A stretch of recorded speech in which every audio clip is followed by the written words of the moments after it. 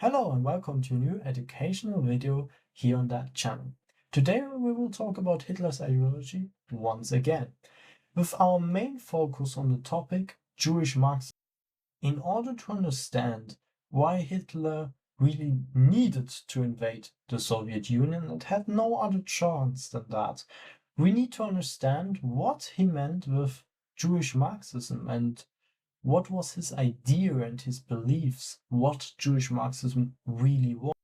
To open up the discussion about Jewish Marxism, we first have to understand what Hitler's idea of the struggle was.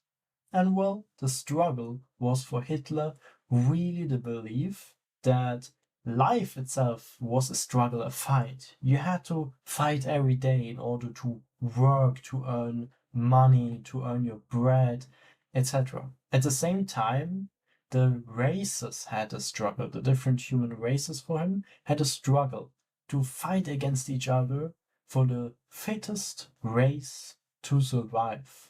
And this for him was obviously, under normal circumstances, the Aryan race. But for him there was a danger, because he was certain if everything would be fair, the Aryan race would win. However, there was the Jewish race for him. In the Jewish race, well, he basically said they cheated on that natural struggle. Let me explain how he meant. I quote, "The Jewish doctrine of Marxism rejects the aristocratic principle of nature and replaces the eternal privilege of power and strength by the mass of numbers and their dead weight." Well, what does this mean? For Hitler, nature was about equality. Stronger races dominate weaker ones. This was, in his mind, basically an eternal law. Marxism, with its promise of equality and classless society, was therefore not just wrong, it was unnatural and basically an infection that threatened the higher races with degeneration. In the next quote, Hitler speaks about what racial crossing basically meant for him. And this was very what was happening for him already during the Weimar Republic, with Jews having children with Aryan people out of his view. And what will happen through that, we will see now. I quote, "The result of all racial crossing is therefore lowering of the level of the higher race, physical and intellectual regression, and hence the beginning of a slowly but surely progressing sickness." So already in the 1920s, Hitler tied the idea of international equality to racial decay. Marxism's attack on basically race privilege was for him an attack on really blood and superiority of the Aryan race. So for Hitler, it was very important that each race basically lived in their own territory, in a conquered territory, and that the different races would never really interact with each other, because that would only make the higher race weaker. And this would obviously be good for the Jew, who wanted, out of his view, the defeat of the Aryan race and wanted to conquer the whole world. And because the Jew was, out of his view, a lower race and thus not strong enough, it was the interest of the Jew to make the strong, the Aryan races, weaker through racial crossing. So his idea was very important, and that we already also saw in the Nuremberg laws, that there's no racial crossing, because this would be the ultimate defeat for Germany, for the Aryan races, if they would have racial crossing with Jews. However, to expand on that, it is not only Jews, it's obviously also black people, Slavic people, and Asian people. So all kind of inferior races to him were by no means allowed to have any racial crossing with the Aryan people. Because if that happens, the Aryan people would get weak and would ultimately get defeated. And this is what he wanted to prevent, because he always gave the historical example and said basically this was what happened to the Roman Empire. He said the Roman Empire was very strong, their race was very pure, that's why they could expand and conquer all these lands. But once the Romans had racial mixing with other races more and more, their blood got not pure anymore, was unpure, and they got weaker and weaker, and their race would decay. And that's why the barbarians could in the end defeat the Romans, because they had racial mixing with other races and thus were a weak race in the end. So Marxism, or Jewish Marxism, how Hitler called it, came from the Jews out of Hitler's perspective. And here I want to prove that.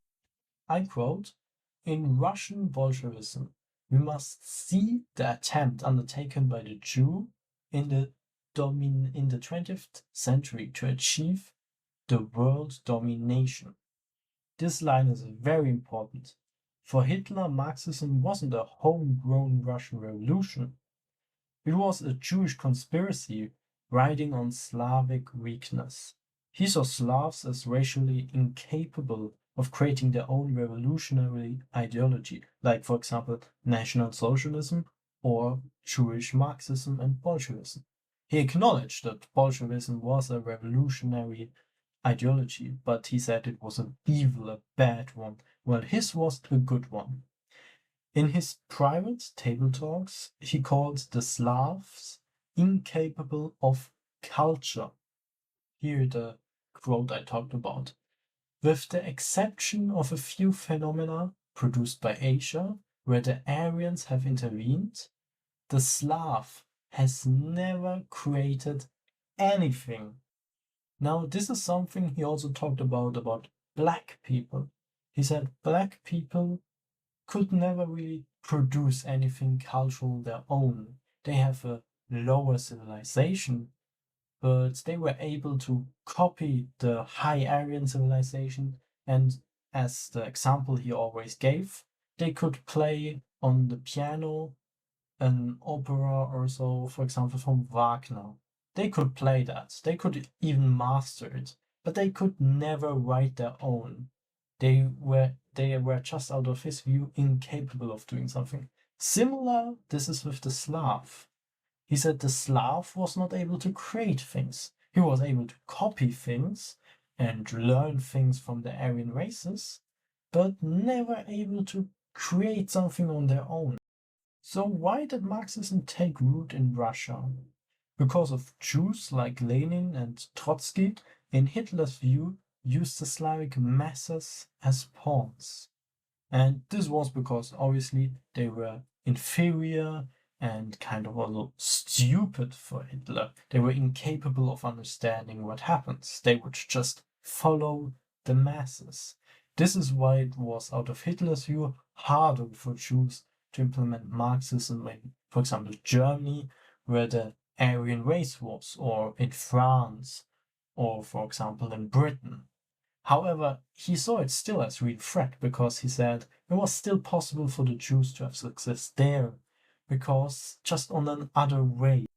One of the reasons why he said that was basically because he saw Jewish Marxism as a real threat. And the first occurrence of a real attempt to basically weaken the German society was for Hitler the stab in the back in the First World War, which he blamed on the Jews. Or basically, the Jews influenced the social democratic politicians to stab the German military, and thus also the German people, into the back and weaken, I quote, Marxism, whose goal is and remains the destruction of all non-Jewish national states, was forced to look on in horror as the German working class awakened and began to enter into the service of the fatherland, with every increasing rapidly. So for Hitler, this was proof that the German worker was naturally loyal, but poisoned by Jewish Marxist leaders. When the war ended in defeat, he didn't blame the generals, he blamed the Jews and the Marxists, who he claimed betrayed Germany for their global agenda, because he really believed that Germany could have had a military victory over the Triple Entente in the First World War. Well, this stab in the back legend is really fitting very well into Hitler's ideology, and it kind of closes his future actions up. Because, for example, it justifies crushing the Marxist parties once he came into power, because they were the traitors. So he had to defeat them. On the other hand, it justifies banning the trade unions, because he saw, yeah, they were those who poisoned the workers. And thus we have to ban them because they were under Jewish influence. So this is also kind of Jewish Marxism that came, for example, from Russia through the trade unions into Germany and poisons the workers in order for them to weaken the state, even though the worker normally would be an Aryan, loyal worker. So this was really why Hitler looked in horror into the East. He saw there the Soviet Union, where millions and millions of Slavic people were under the influence of Jewish rule, and he thought they couldn't resist because they were just Slavic people that were inferior and thus basically were made to be ruled over. For him, it was just a nature that they would submit to any foreign power because they were incapable of being strong enough, basically, to resist. So he did not really blame the slaves for being controlled by the Jews. He just said it's their nature. They couldn't do anything against that. However, it is the nature of the Aryan people to fight against this Jewish influence and basically free the Slavs from them, and at the same time destroy the Slavs because they were inferior. So it is a fight against the Jews and the Slavs at the same time. That is very important. And he didn't see the Russians naturally as Jewish Marxists. He just said it was the Jewish influence that made them Marxists. So he had nothing against Russians, but something against their weakness and that they were so easily influenced by the Jews.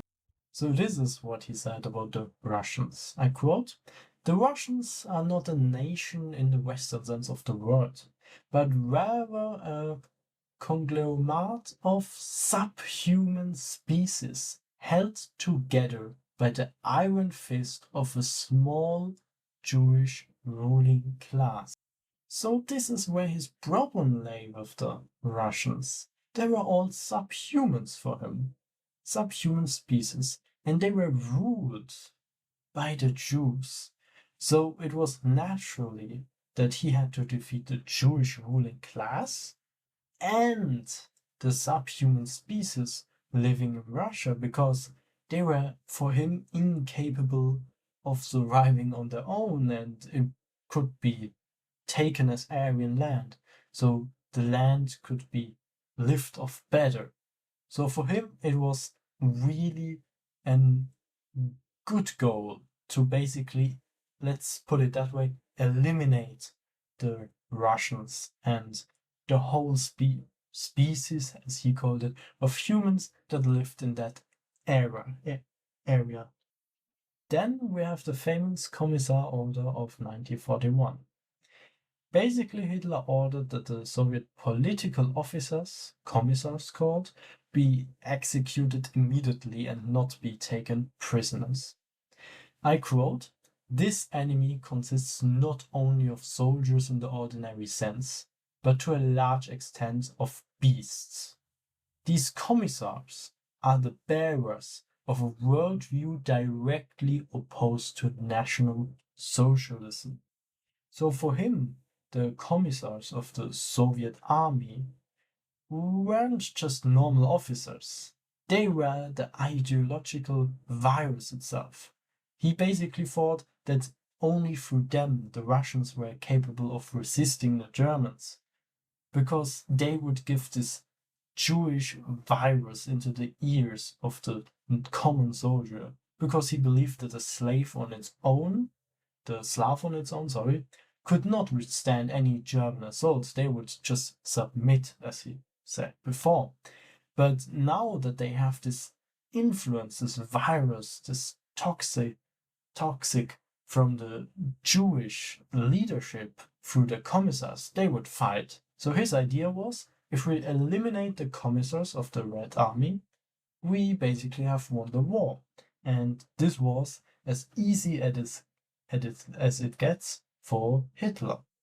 Let's look a bit into the economical part of this video. You may think, if Hitler was so opposed to this Jewish Marxism, which is obviously a left ideology out of today's view, of course, then he had to be capitalist, right? He had to love capitalism as basically an Aryan Western economical construct. But no, he hated capitalism, because for him capitalism was made by the Jew as well. Not only Jewish Marxism or just Marxism, no, also capitalism. So why was that made by the Jew? Basically, he believed that the common Jewish traits of being selfish, of being money greedy, etc., were pretty much what capitalism was, right? It was for him like, yeah, if you're a capitalist, you're money greedy, and you think of yourself at first, etc. And these were all for him Jewish traits. So for him to be a capitalist was basically to be, as an Aryan, influenced by Jewish thinking. And thus he thought capitalism, or at least the international capitalism, was a weapon of the Jews to make Aryans think like Jews and thus get weaker. And also kind of to provoke a civil war, a class war in Germany and in the other Aryan countries to weaken them further. So we see he was against capitalism and Marxism. And he both saw them as a Jewish thing to weaken Aryan nations. For this, I want to quote again. The internationalization of our German economic life had already begun through the detour of stock issues. It finally succumbed to the combined attack of greedy finance capital, which fought this battle with the special help of its most faithful comrade, the Marxist movement. So what do we have here? We have basically Hitler saying that the Marxists were the most faithful comrade of the money greedy capitalists. Well, normally we say Marxism, socialism opposes capitalism, but for Hitler it was both two sides of the same coin. Because for him, really, they were both influenced by the Jews to defeat the Aryan races, to weaken the Aryan races. So he said basically that capitalism and Marxism had kind of the same goal and were both as sides of the same coin. Really, Jewish influence on Aryan people. So we have these 2 points. Marxism destroys the nation from within by tearing class unity apart and kind of wanting a civil war so that the Jews could come in and gain more influence, etc. And the second point is finance capitalism destroys the nation from above by internationalization of the economy. And through that, the Jews could control the economy better because they had the international capital, the money, and through that they could have more and more influence over the country, weaken it and weaken it and weaken it until it's weak enough so that the Jews could take over and basically get rid of all the now weak Aryan people and win or basically rule over the world. And because for Hitler, the Jews were an inferior race that was incapable of having their own civilization, because it was the lowest race of the lowest, then the world civilization would collapse. And with that, in the end, also the Jew. But the Aryan people would die first. And that would be for him the end of civilization on the world. So this is very important. We have to understand that for him, this was really a survival of the whole human race. If the Jew would win, it would be over for the whole human race. That's why it was so hard for him to understand why everyone opposed him.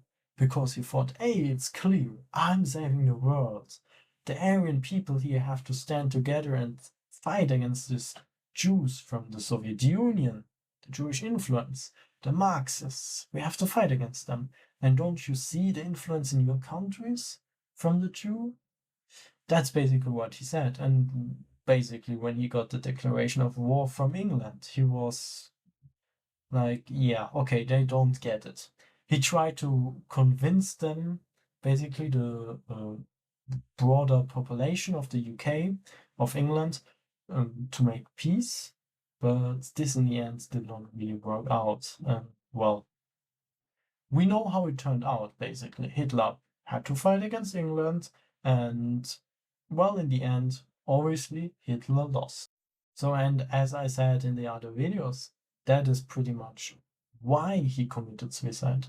Because for him, there was no sense anymore. When Germany would have fallen, the Jews would have control over all of Europe. Because obviously he thought the Jewish influence in England and in France and in the US were already so strong that they wouldn't fight Germany, because the Jews basically made them fight Germany.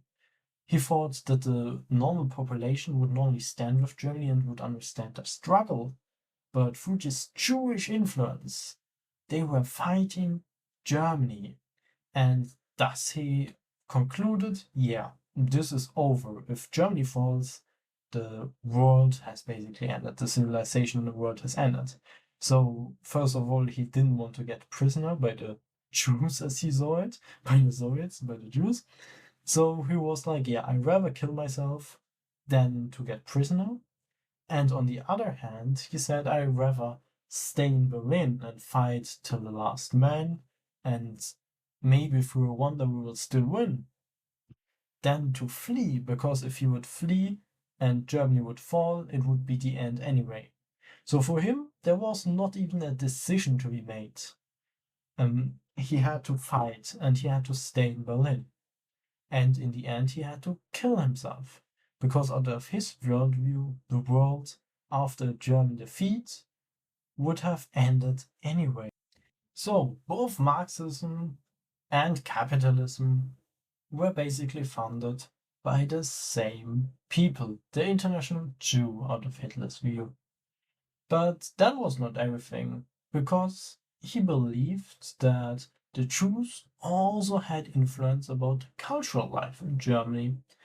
And here we look especially into the art, where Hitler was as kind of painter, the Austrian painter, as he's famously called, is kind of known in. So Hitler's anti-Marxism went beyond economics. He claimed Marxism poisoned culture. Here I want to quote, "The life of the people, both culturally and economically, is unbalanced by the very existence of this, in quotes, Marxist press." So he basically argued that Marxist ideas corrupted German art, turning healthy Aryan creativity into degenerate modernism. He really hated modernism. He said the modern art is really bad and un-Aryan.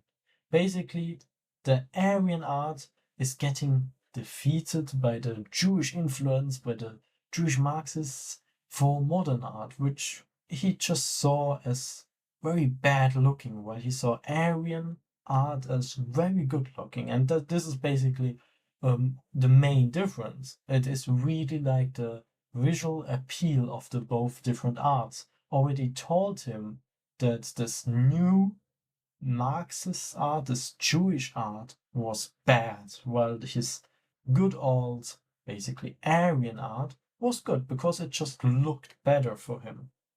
And here comes the explanation for that. I quote, "In the Soviet Union, the arts are reduced to their most primitive expression. The explanation is simple. Art is an Aryan creation. The Jew and Slavs are incapable of creating anything in the domain of art. They can only destroy or default." End quote. So we clearly see that his argument of the Slavs can't create anything is kind of converting over to art as well. And he said, yeah, the Slav and the Jews, they can't create art. They can just destroy or deform art, basically copy it and make it worse. Only the Aryan people can make nice art. And he really looks there at history to argue, to basically prove his arguments. He looks at history and looks at the great painters, etc. of the time, and also the buildings, the nice German buildings, and then he compares it with the Soviet mass buildings. He thinks it look horrible. So he takes that as proof that, yeah, look at how it looks in the Soviet Union with the Marxists and Jews building. It's very horrible. Well, look at the nice Germany, look at France, look at England, where the Aryan built. It's beautiful, it's good to look at. It's just Aryan culture versus Marxist and Jewish culture. It's good versus bad. It's basically what tries to save the world versus what tries to defeat or destroy the world, or otherwise conquer the world before ruling over it and thus to destroying the world. So he saw, basically he said, that you don't even have to think about it. You can already see which side is the good side and which side is the bad side. So for Hitler, defeating Marxism was not just about power. It was about saving the very spirit of German and European culture, of Aryan culture. I looked at it a little bit before already, but now I want to go here into more detail.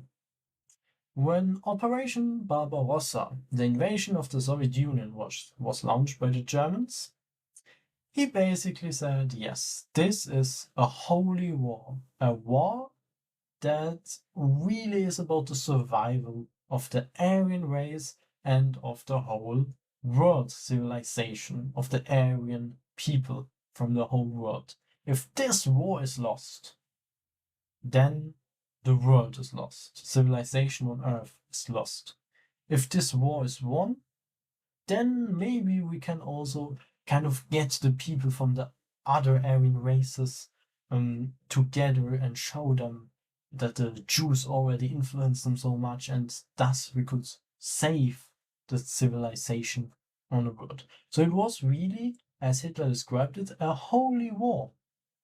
Kind of what we remember about the Crusades as a holy war from both sides, or of course. And here I want to quote Hitler again. "The struggle between National Socialism and Jewish Bolshevism must be fought out. One or the other must disappear."